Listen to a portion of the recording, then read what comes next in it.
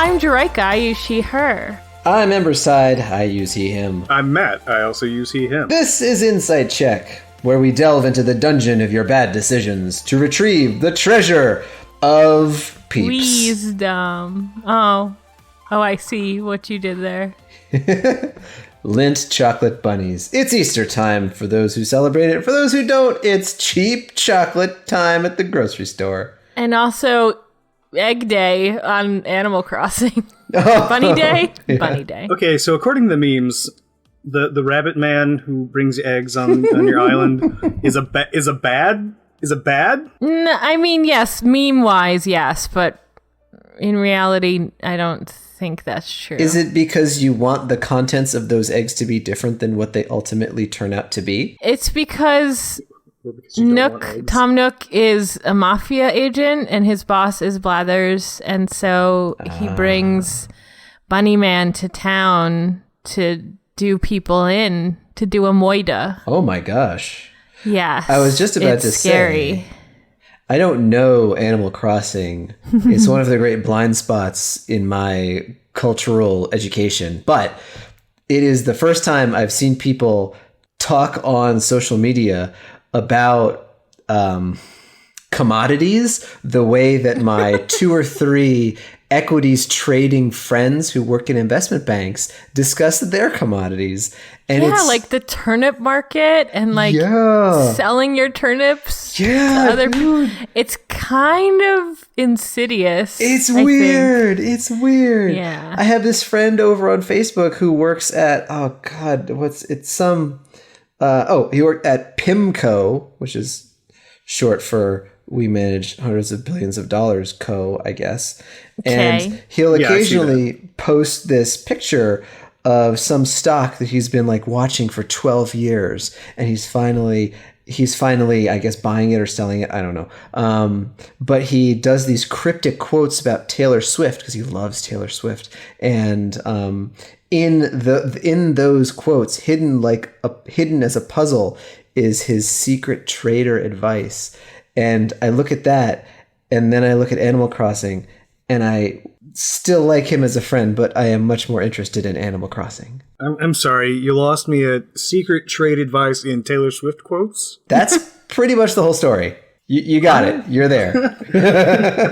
I think we're getting off topic. I'm there, but I am confused. We need to crawl in the dungeon. Let's find a dungeon. Let's get in there. Dungeon crawl. I want to tell the people about an amazing resource that was dropped in my lap this week by a friend of mine via text. A banner maker.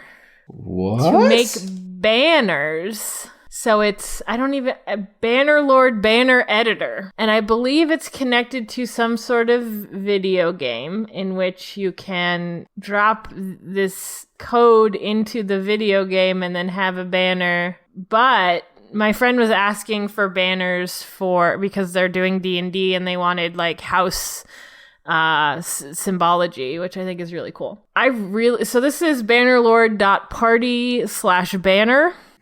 And you can do a lot of stuff here. There's a lot to do, as Omendron would say. Anyone? Hey, I know that guy. You can do what you wanna do. With custom banners. So I spent way too much time making 5 banners and then 5 alternates for those banners for like related houses. Wow. Sub-houses. But if you want a banner or you want some fun visuals for your D&Ds, get on it. And if you have any questions about how to use it, you can totally drop into our Discord and at me, because I would love to do a demo. Where is that again? Bannerlord.party/banner. Yeah, I'm looking at some of the examples that people have made, and they're very thematic for that game. And then a few of them that's definitely a cat. Yeah, so you can like import your own There's stuff, nothing more insidious than a cat. So it's kind of like, whoa. Hey. Right? Like this goes all the way up to the high of the curve there, and all the way down to just the Reddit symbol. Beautiful. So Beautiful. I will extend the offer one more time if anyone is interested in a personal demo by yours truly. Just get in our Discord and let me know. Son of a gun. So are these imported graphics? Just like kind of ported in? So they give you like a standard set. Yes. Like a fish or a goose or a two-headed eagle or... I mean, what more could one want? Or a menorah or a crown. And then I think you can also add your own super secret symbols. And then you can change the color, you can change the position, you can change the background to heraldic type background, checkerboards. This does appear to be the sort of thing that requires a tutorial to be real. The UI up front is very... It's not super obvious in the first 10 minutes of usage, but I would say in the first 20 minutes of usage, after you take symbols off and put symbols on, it gets a little more obvious. I added a dozen hands on accident in like the first 30 seconds, so... Where did you get your hands? Oh, God, I need a tutorial on this. I mean, we could go into it right now, so are you looking at a blank screen? I'm looking at a blank black screen with one little dot. Okay. So are you on the computer or on your phone? I'm on the computer. Okay.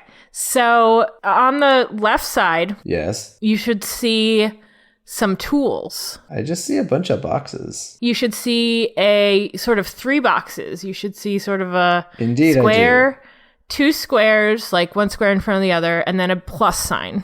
Yes, indeed I do. The top square is your background. Uh-huh. So if you click on that square and then immediately to the right of it, you will be able to select what your background style is. Okay. Is that happening? Hot diggity dong. All right. Oh, I just loaded it in a new one, and it is hot. The heat is on in here. Okay, you seeing things now? Woo! So the next box that's important is the plus sign, and that adds... a layer. Images. A layer, exactly. More circles.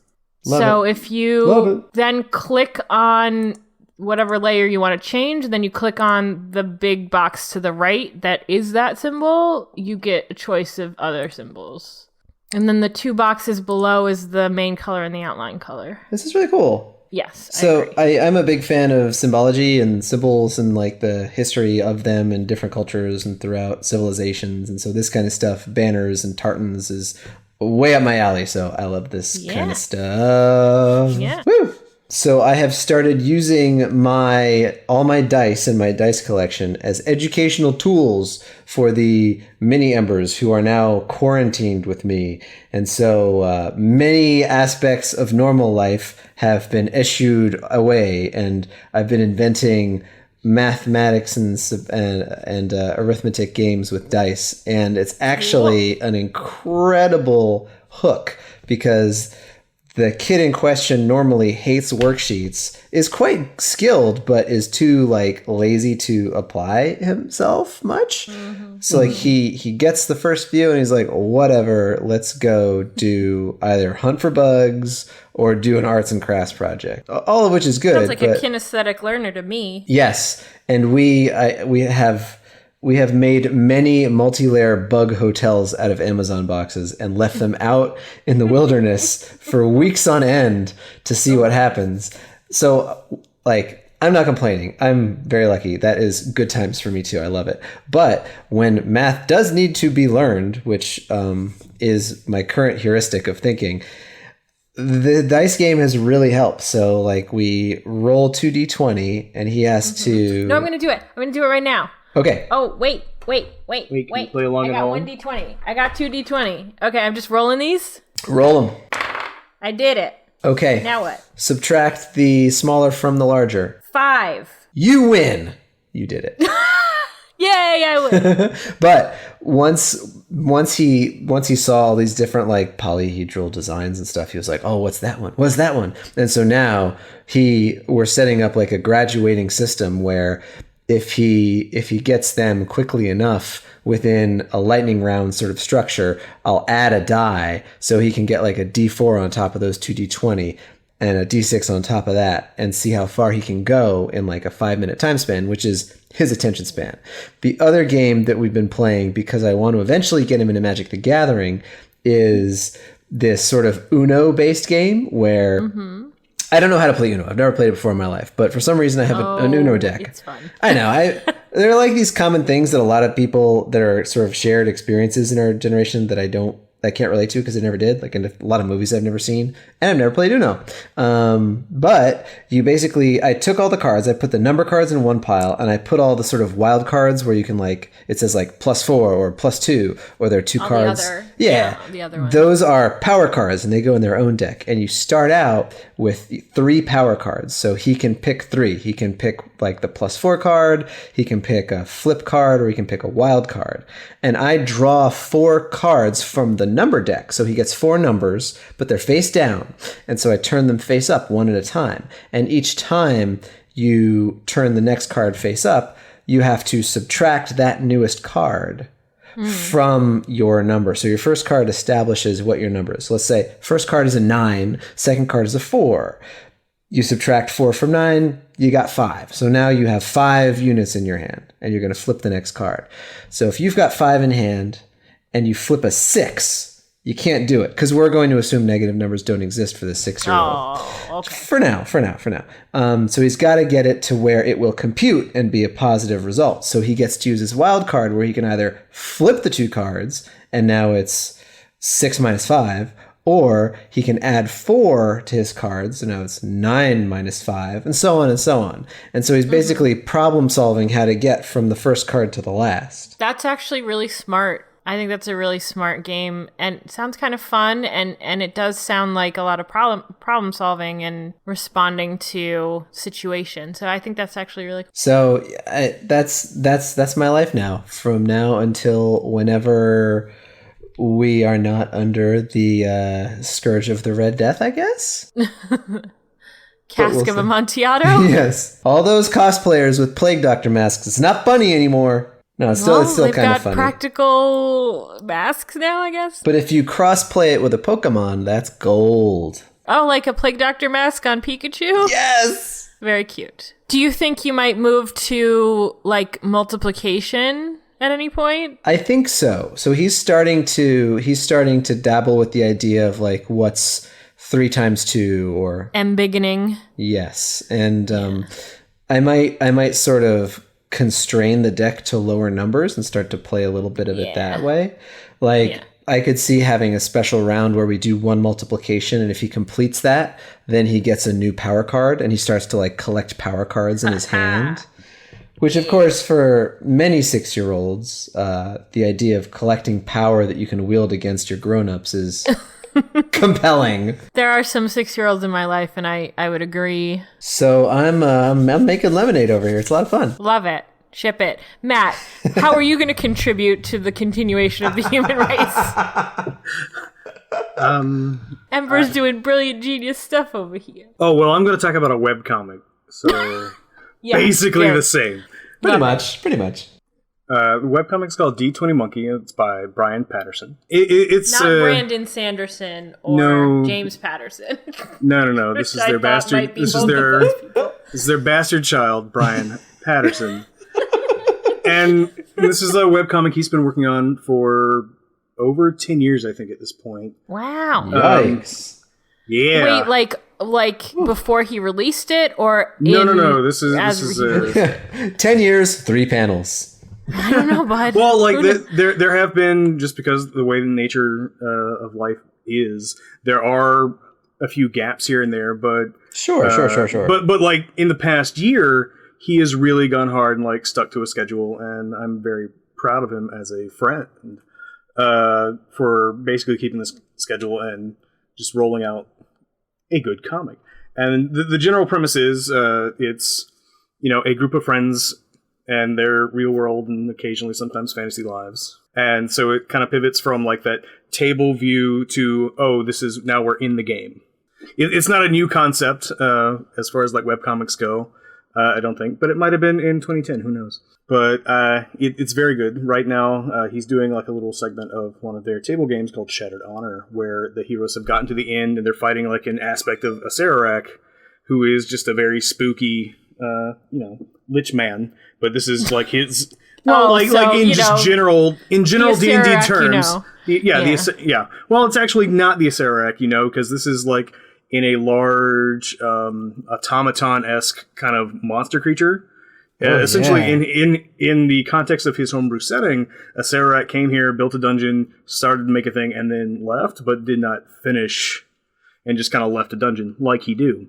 But in the last week or so, the party has found an iron flask and released a genie from it, and they were all about to eat it before they released this genie. They're gonna eat the genie? No, they're not gonna. No, they were all about to die. Oh, bite it. I see. Bite it, yeah. Bite it. But his art's, I really enjoy his style. It's a little cartoony, but then can be very serious at the same time. Where can one find this? I'm looking at it right now. Oh my. D2020monkey.com. Embers is amused. Yeah, no, one thing I was thinking is I am going back to the very beginning in some of the first pages, but what I like about it is I like how he plays with panel design from a very early stage. I always appreciate that in a comic artist, writer, designer. There's also a lot of stabbing. I don't know if this is rude of me to say. Okay. But my first impression is very Penny Arcade. So if you like that sort of art... If you're looking at the very beginning like Embers is, yeah, I can kind of see it. But in what he's currently putting out, I don't think I see it as much. The style in the newer pages, the lighting effects, the textures are some of the things that I noticed being very, very different just in terms of how stylistically he's realizing it. But... Oh yeah, this is cool. Awesome. More audio for Jay to just be like, it's just Embers reading. Listen, Embers reacting is just a thing I enjoy having in my life, so... I can produce that content ad nauseum. But anyway, D20 Monkey, it's a wonderful webcomic, and Brian Patterson's a wonderful person, and I think it's worth checking out. Well done, Dungeon Crawled. That's... I believe we've crawled sufficiently. Time to get up. Get on up. And I'm head out. Punxsutawney Phil, we emerge from our dungeon. But what's this we see? Not our shadow, but a bunch of spells and tattoos? Punxsutawney Phil comes out and summons an undead spirit, and he's just totally inked up. Unearthed Arcana? I think it is. I think it should be. So we're going to talk about the most recent Unearthed Arcana, which added some spells for summoning different sorts of magic creatures. You got a thing you can entities. summon. Which for me, I gotta say, is heavily in my world. Magic tattoos. Yeah. Mm-hmm. Summoning is heavy in my world of flavor text preference. So I'm very pleased with this just long list of summon heavy, summon happy spells. So which of these spells speaks most to you, Embers? I like Aberrant Spirit, I think.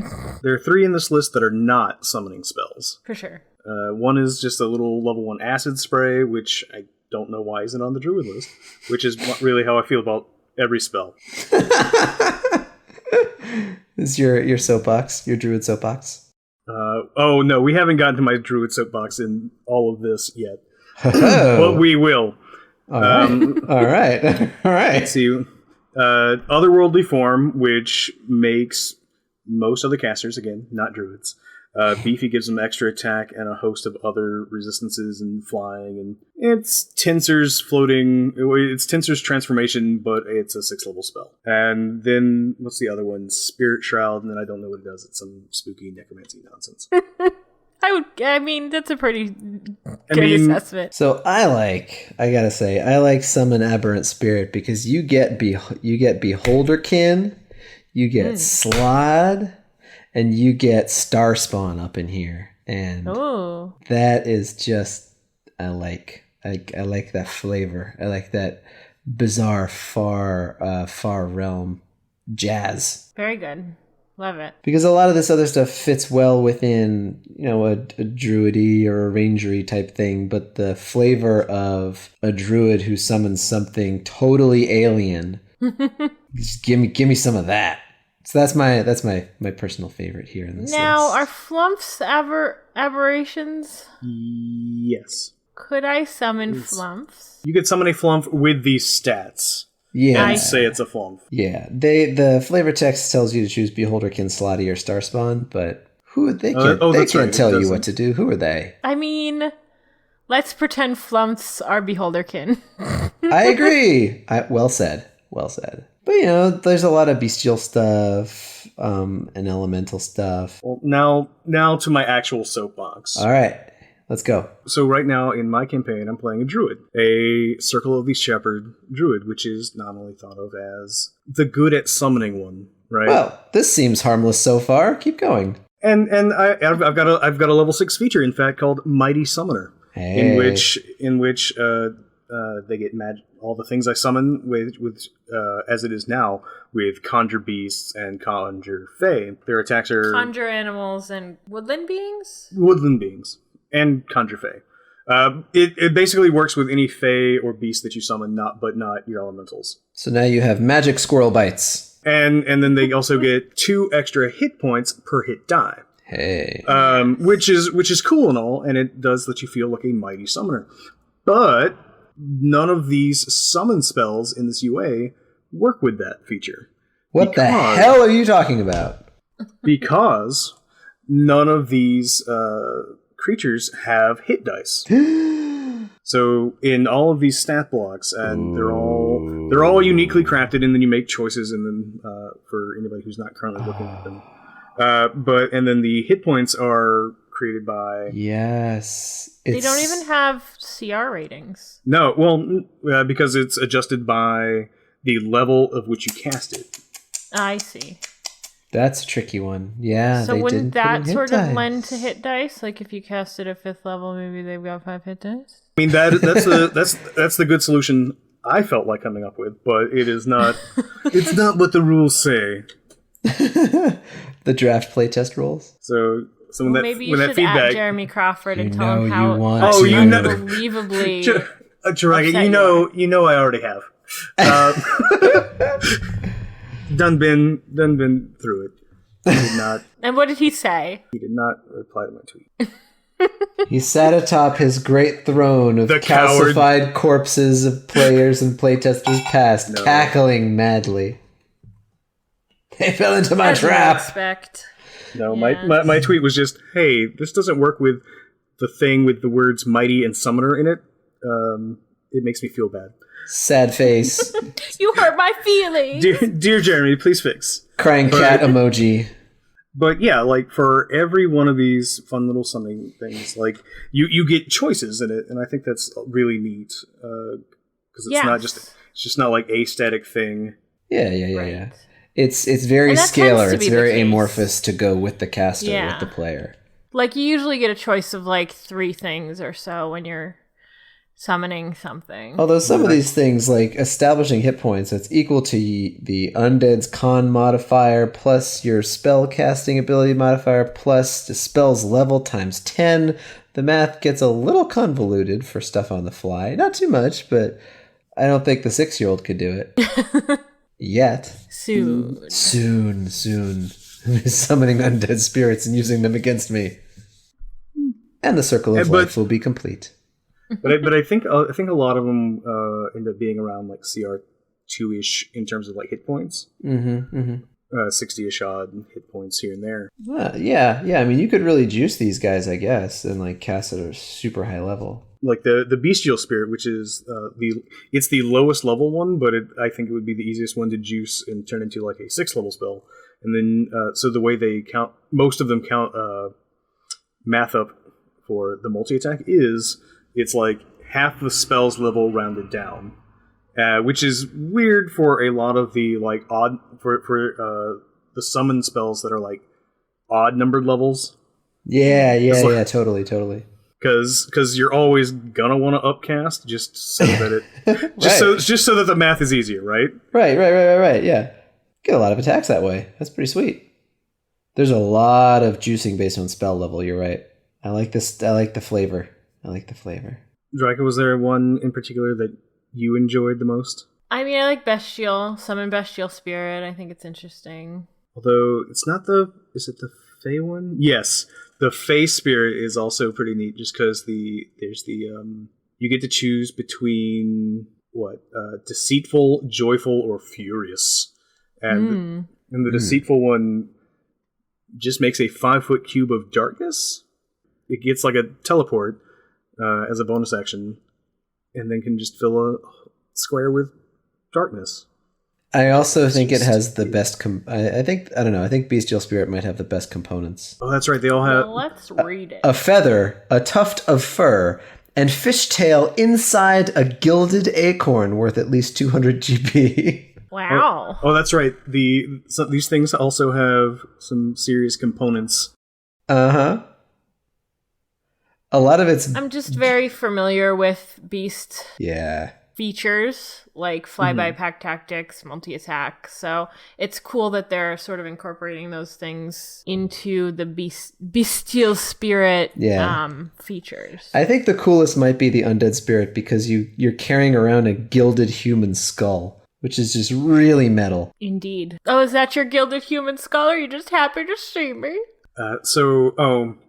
In terms of other things I've been doing during this fun quarantine team. Quarantine teen? I can't do it now.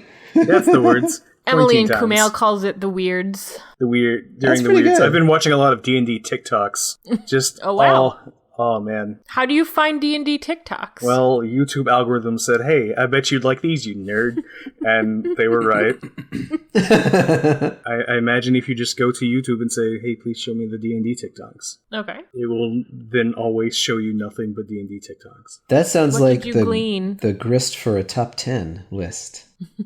But, the reason I thought of that is because one of them is like, the wizard says, hey, I need a skull, but you can't ask why. And the rogue says, okay, but you can't ask why. And then hands him 2 skulls.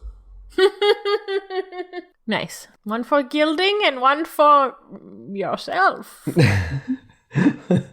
One just, it's always good to have a spare.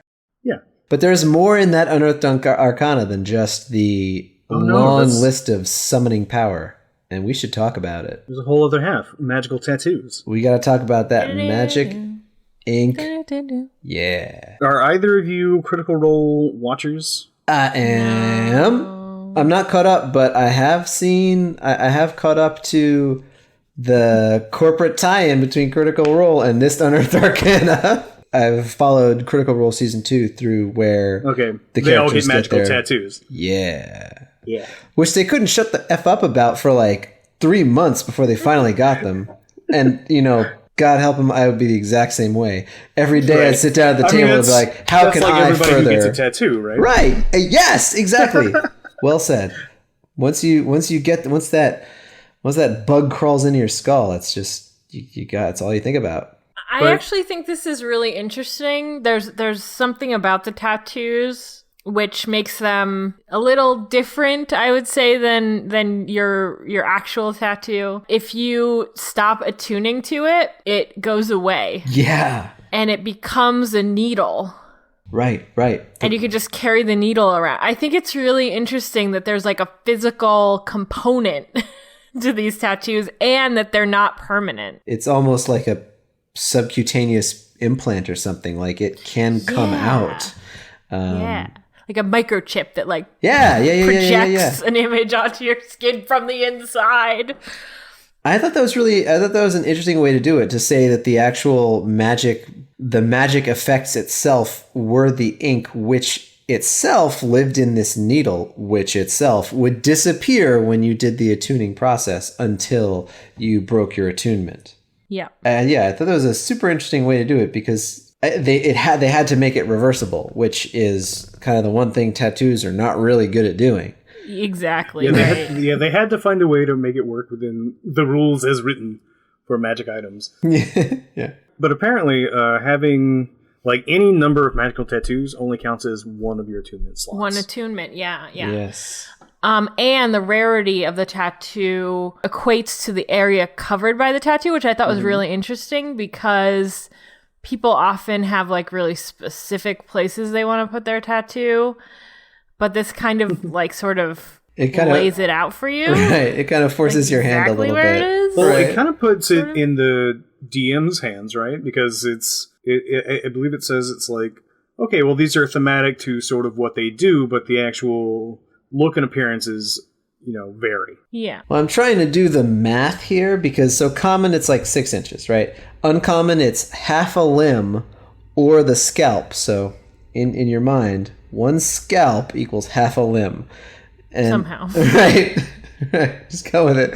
And then Scalp to limb ratio. Right. Your rare tattoo is a whole limb or 2 scalps. I see there's a scalp to limb exchange rate here. We're going to keep going. Very rare tattoos are 2 limbs or the chest or the upper back. So wait, how many scalps equals the upper back? 4. Good to know. Yes. Good. Okay, so now, if you want your legendary tattoo, it is 2 limbs and the torso. So you're talking. What is the scalp to torso ratio? We don't know. What is the torso not chest plus upper back? Well, it's actually chest plus upper back plus lower back. Oh, there's a hole in this. Plus your belly, yeah.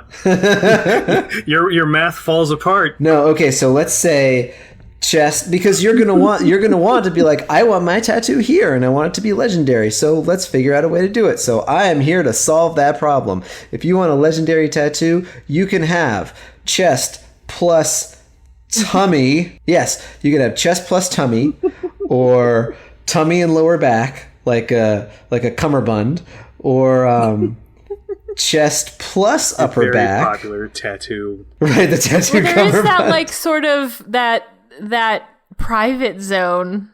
Yeah, on the sides pelvic where area. many ladies will get tattooed. What is the scalp to fanny ratio? They don't talk about the butt actually. Although if a limb, if I also wasn't talking about the butt. Yeah, I know you weren't talking about the butt. Okay, all right, good. It's interesting. There's a lot of flexibility here. I think you could get your whole. So if you wanted to wear like the equivalent of board shorts or short shorts or whatever, that whole zone would probably be a very rare. If I had to guess, I don't think it could be legendary though. These are the things that will keep me up at night. Couldn't you just do 2 halves of a limb, which is one limb, 2 scalps, or 1 limb? Yeah, it would be a rare because you could just split the limbs in half. Anyway. Well, see, now what I really want to do is I want to go to all the 90s and 2000s era bands that I listened to and figure out what their tattoo rarity level was. And you totally and could. how many scalps? I'm going to spend time doing that. I'm not going to be able to stop it. Oh. Now, cool. While you do that, I want to talk about Jerika. absorbing tattoo. Please. Because boy, am I angry. Oh. Do you hear my voice? This is my angry voice. Now, before you get real into it, what does the absorbing tattoo do? So angry. I'm so glad you asked. So this tattoo incorporates designs that emphasize one color more than the others. While the tattoo is on your skin, you have resistance to a type of damage associated with that color, as shown on the worst table in the history of D&D below. The DM chooses the color or determines it randomly. Now let me tell you why I have such beef with this table. It's because it's inconsistent with the rest of Dungeons & Dragons, and one could even say Magic the Gathering. Do tell. Everything's fine until you get to the second indicator on your D10, which says mean the that 2? The 2, yes. Which says that a blue tattoo will give you cold resistance. Wait a minute. I mean, why can't blue that's be wrong. cold? Wait a minute. Sorry. Why can't blue be cold? Because it's been white forever. Now, other than dragons, nominally, where else would we find? Dragonborn? I mean, that's still dragons. Is it though? Really? And then let me show you then to the second number 5. Lightning is yellow. I mean, lightning is yellow. No, it's not. It's white, but In this case, a yellow tattoo would give you lightning resistance. Jerika had a mask in The Rise of Tiamat, which was the blue dragon singer mask. And it gave, what was it? Lightning resistance, and it was blue. So, that one's wrong.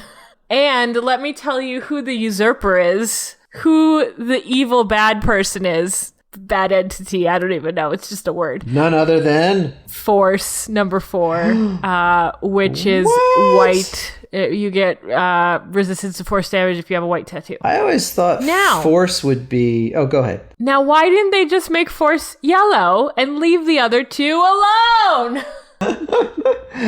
That's what I want to know. These colors are a little funky. I will not rest until someone tells me why. Like, why isn't Thunder... Why isn't Thunder gray? Good question. Very good question. It's orange in this case. Huh. And they're also leaving out a lot of colors. So, like, what if I wanted a teal tattoo? Like, would it be, like, acid and cold resistance? No, it's just a normal tattoo. Well, that's boring. I want my magic tattoo to be my cool tattoo. I mean, your Coiling Grasp tattoo can be as teal as the day is long. But your absorbing tattoos very teal. Come in these very specific tattoos. And yes. Clearly correct color code. No. Oh, the worst. Well, like usually when they like ascribe colors and damage types, they tend to leave off like half this list, right? Right. Like they usually restrict it to just the elemental ones. Acid, and then cold, fire, lightning, and thunder. Not even. But yeah. I was interested in the Eldritch Claw tattoo. That was kind of cool. Let's turn our sad and despairing eye away from the worst. Yes, evil in D&D history. Jerika, in the Discord, I have found an emoji with lightning on it. I would say that's orange lightning. Cool, it ain't white. It's not blue, is what you're telling me. I mean, that is also what I am telling you. Yeah. But that is outside of the realm of what Wizards of the Coast controls. We should take this to John Hodgman. Anyway, he can litigate it. Yes. Tell me about Eldritch Claw before I have an aneurysm. Sure. No, I think it's fairly... It's the thing that I like the most about it is the simple effect that when... you have this claw-like form with jagged shapes on your skin, your unarmed strikes are magical for the purpose of overcoming enemies. So just being able to grant that not by a class or a trait or a feat or whatever, but just by stick a needle on there and attune to it, I thought that was a cool tweak. You also can then, as a bonus action, empower this tattoo, which you already sold me with the Eldritch Claw bit. Now you're just heaping whipped cream on this awesome sundae. For the duration of that minute, your melee weapon attacks get range 30 feet because the tendrils of ink from the tattoo launch from your weapon or unarmed strike toward the target. So that is a hard Kate Welch influence right there. That's a Grandmother Night action that I thought was awesome. And you do extra 1d6 force damage, the color of which is not stated. So I thought that was a cool one. Now, now assume you find a pair of magical needles and stab yourself with them for an hour. For fun. What does Embers' Eldritch Claw tattoo look like? Oh man. Geez. Okay, so it's an emblem style like you'd see on a banner or a tartan, so it's 2-dimensional, but it is a giant 3-headed raven, kind of like a Cerberus, but instead of claws and tail feathers, it's undulating out in just dozens of tentacles. Now, is this half your limb or the scalp? I mean, if you're in for a penny, you're in for a pound in my world. So I'm saying it runs from your shoulder blades up your scalp with the 3 heads, one head kind of on each side, and then the top of your shaved head, and then the wings and tentacles just sort of go all the way down to the heels of the feet. Like how far down the dots of a trill go. Yeah. Oh. Good. Great Star Trek fans here. I also thought the masquerade tattoo was pretty rad. I like the masquerade tattoo. That's worth writing home about. Maybe not the most powerful, but it's pretty good. You could just like so tattoos in, you know, our plane, of course, are like they have a tribal element to them where you're sort of ascribing some sort of affinity or kinship to the symbolism of the tattoo that you choose. Oftentimes, I mean, everybody does their own thing, but oftentimes you pick a symbology that's significant to you, but which is not something that is entirely unique to you. Like there is a lineage to it, a DNA to it that connects to some other broader mythos, right? So well, that explains it for sure. I have a Star Trek communicator tattooed on my chest. I am purely tribe Star Trek. Anyway, continue. I love it. So I'm very excited because that's a great tattoo. So what I love about some of these tattoo ideas is you can lend that as a narrative element to what you're doing. And the masquerade tattoo just struck me as like, you're sort of like a chameleon, right? And that in and of itself. Or an octopus. Indeed. And just that like reference. That concept, it like took me to this really cool Thieves Guild idea, or kind of like this tactical like SWAT team of assassins or something, where just everything about them is chameleon, is disguisable. And so I just, that was like the precipice of this idea that each of these tattoo concepts in this Unearthed Arcana can lend themselves to this tribal narrative story if you wanted to go there, whether it's a guild or a family or a tradesman's group or whatever, or a clan or a colony. Like there's some cool ways you can spin that. For sure. Do you want to get into other narrative things we can use these tattoos with? So in the UA, they mentioned finding these needles, but like I was saying with Critical Role, they have Orly, who is a turtle who has like built-in. Jerika, you would love this one. He has built-in bagpipes.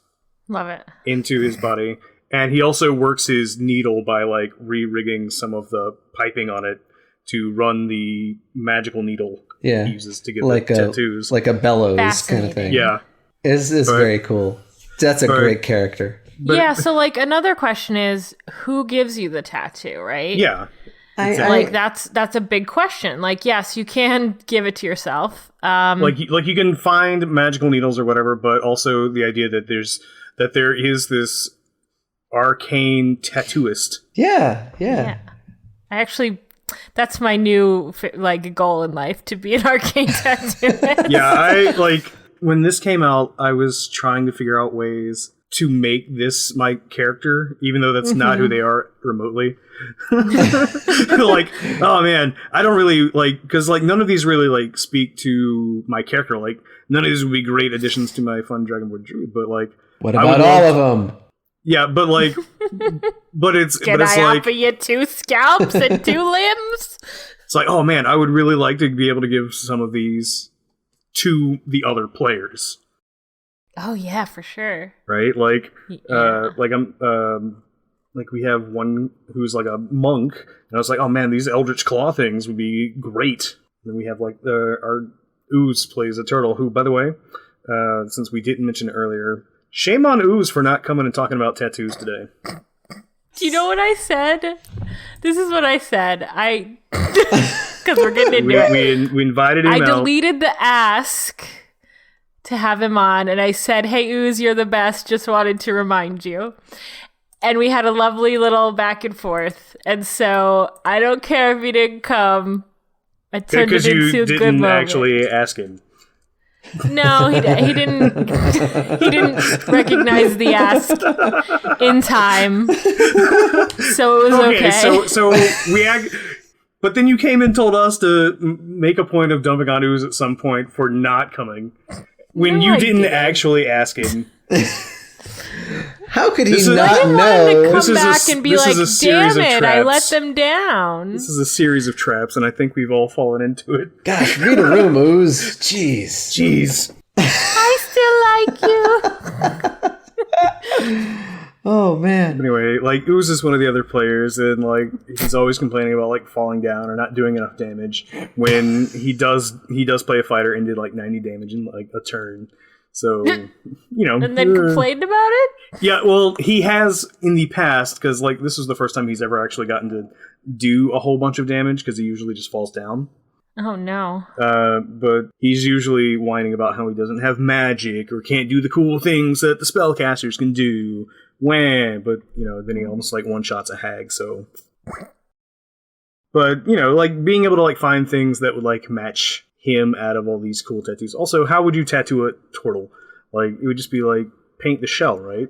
Or you'd have to, like... They've got a fleshy underbelly. Yeah, or you could always, like, engrave it. You could try to carve it. Yeah. Well, is he a tortoise or is he a turtle? He's a turtle, which is the lazy portmanteau of the two. I could see turtles having a fleshy underbelly. Embers. Yes. Who would you get your magical tattoo from? Who would I get it from besides Kat Von D&D? In real life, I had 3 people who have done work on me, and one was like a 3-hour drive. So I would go on this pilgrimage drive as a young teenager and like sneak out of school or whatever. But that's another part of the story. And come back, and it was all very secretive and magical and stuff. And the other artists who worked with me were in like these hidden areas in cities, and those are the 2 archetypes that I like a lot, like where you have like the rarity of this item and this skill and this practice, or however you want to build the narrative of this Unearthed Arcana into your story, was hard to find. It was scarce, and it was kind of like the way Critical Role does it with Orally. Like, the resources were prohibitive. They came back time and again and again and again before they were able to get the work done. Don't have to do it the same way, but it should be hard to find in a sense. And the other way I like it, I like that archetype lending itself out, is you're in this metropolis, right? Like, say it's Menzo Berezden or Waterdeep or some major urban area in your fantasy setting, and finding the shop, which may be hidden by magical means, or maybe like deep in like a rough part of the city or something like that, forces you to be in the know and to accept some level of risk or danger to find it. And I like that a lot too. This to me... Or you have to have something going on in order to find it. There was a really interesting manga that I really liked called XXX Holic by Clamp. Okay. And the premise is this guy can like see ghosts, and one day he gets like a ghost, and he wanders into this like building, and he meets this lady who's like, oh boy, she knows about ghosts, but she says, I'll fix your problem if you like basically work as a servant for me. And like there's something very mystical about like the meeting, and the fact that like he probably wouldn't be able to find it unless he had a problem to solve, which was his ghost problem. So I think like there might even be like a cool route, like you get like a curse, like the D&D mechanic curse, and then you can find it. Like something like that really interests me. That's awesome. Yeah. This is a real cool opportunity in a D&D narrative to not only complement a character's intrinsic gaps defined by their, class and whatever, but also to like have a truly, truly rare drop, And I love that. Like, I think it's interesting that you went with the like urban areas, like deep somewhere in the city, because in my mind, like these kinds of things would be like out in the wild places, right? Like, it's a member of the party has to join this tribe, and like the mark of that tribe is one of these tattoos or something. That's also a really interesting way to go about it. Or like Batman Begins, right? When Christian Bale has to go to this martial arts monastery, and then I think at some point they tattoo him or something, like with like body modification or scarification. And like that means that you found this one place in the world where they train you in this way. Like that's the kind of juice you can squeeze from the stone. I love it. Because I don't personally have any tattoos, because I am poor and cowardly. Yeah, poor is real. That's a real one, yeah. But what tattoos have you guys got? Because you've mentioned it here and there. Mm-hmm. I have one. I had to go back twice for it, so I would say that I've gotten 2 tattoos, but I only have the one. Just the same design. Yeah, in the so same place on top of each other. I didn't heal it. I wasn't good at maintaining it while it was healing, so it faded. Mm-hmm. And I went back and I saw my artist, and she was like, we got to do it again. And I was like, okay, fine. Mm-hmm. I have a rose and a Star Trek communicator on my left chesticle. Right where you would expect a communicator to be. The rose, yeah, that's awesome, is a nod originally to Revolutionary Girl Utena, because I'm a giant nerd. And it's supposed to be a white rose. It's a black and white rose. And they are worn in Utena in the same place. So it was meant to sort of be very, like, realistic in a sense that it's in the place where they were worn in whatever media it was in. Mm-hmm. But basically, it's the symbol that Jerika is a queer and a geek at the heart of it. That's what it is. I love it. That's awesome. Yeah. Very cool. I just have, I think, one thing, but it covers most of my back. So my family's history is a huge mishmash of genealogies, but it goes back to Scotch, Gaelic, and Pueblo native tribe. So it is an amalgam of those two design and symbology, like, libraries, I guess. So I researched the symbols used in pottery, because 4 generations back, my ancestors were like clay artisans, and the Scottish clan that another side of my family came from was very small, but like their tartan was very druidy. It was like the felled stump of a tree that was starting to regrow. Oh, yeah, I'm very fond of it still. So it was like a combination, sort of an amalgamation of those design aspects, because I am an amalgamation of those people. Really cool. Guys, those are both very cool. I still like it, even though no, unequivocally, there's no but. It's awesome. I'm happy with it. Do you see it very often? Yes. So like parts of it crawl over my shoulders a little bit. Okay, gotcha. But for me, it's kind of like that is enough to know it's there. Yeah, I think, like, I forget a lot. Like, it's not, like, if somebody were to be like, what's up with your tattoo? I'd be like, oh, this old thing? Right, yeah. When did that get there? Like, it's very much like a part of the whole unit. Yeah, now. I agree. It's like someone's like, hey, your fingernails are very ovoid shaped, and I'll be like, what? Okay, because they're just your fingernails kind of always are there. Yes.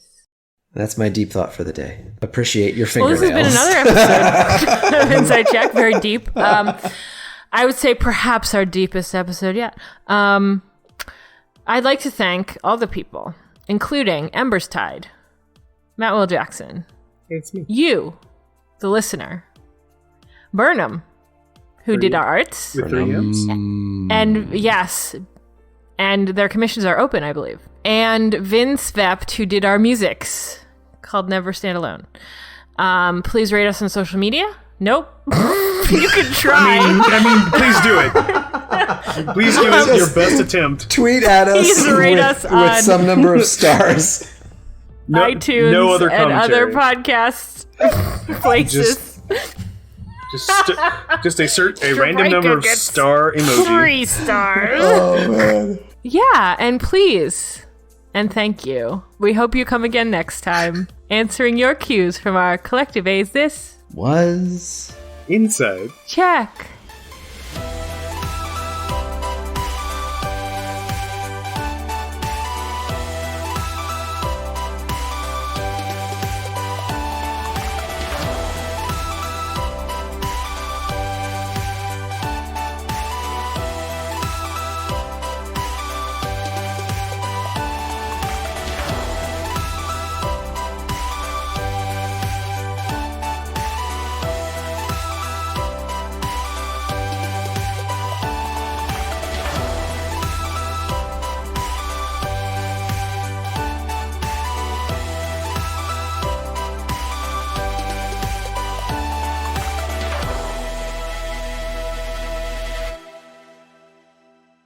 And that means you get to do the intro, Matt! Welcome to Inside Chat, where we answer cues and stuff. I don't know. I'm new here. I'm baby. I don't have to... Wisdom!